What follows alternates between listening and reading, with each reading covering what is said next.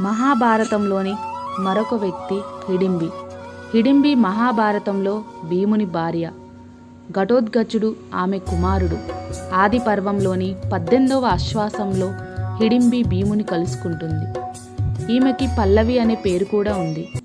పాండవులు లక్క ఇంటి నుంచి తప్పించుకొని ఒక దట్టమైన అడవిలోకి వెళ్తారు.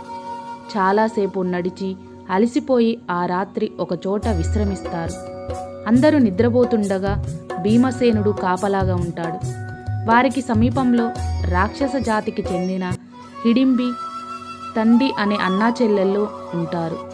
తండి పాండవుల వాసనను పసిగట్టి అక్కడ బాగా బలిష్టంగా ఉన్న భీముణ్ణి ఆకర్షించి ఆహారంగా తీసుకోమని హిడింబిని పంపిస్తాడు. కానీ హిడింబి భీముణ్ణి మోహిస్తుంది. ఒక అందమైన స్త్రీ రూపం ధరించి తనను పెళ్లాడమని భీముణ్ణి కోరుతుంది. భీముడు అందుకు అంగీకరించడు. ఆమె తన నిజస్వరూపం ధరించి తన అన్న చెప్పిన పని గురించి చెబుతుంది. భీముడు తండితో యుద్ధానికి తలపడతాడు. ఆ పోరులో భీముడు తండిని సంహరిస్తాడు.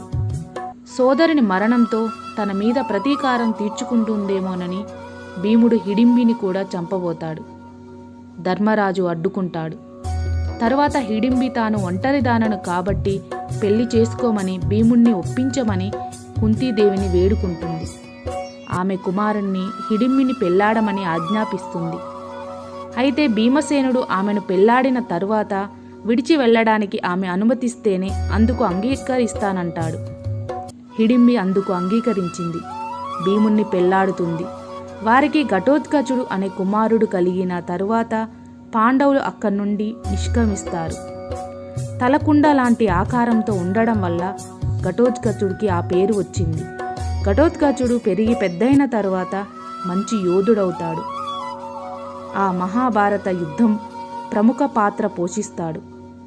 అతని మంత్రతంత్ర విద్యలకు తను తప్ప ఇంకెవ్వరూ సాటిరారని శ్రీకృష్ణుడు వరం ప్రసాదిస్తాడు.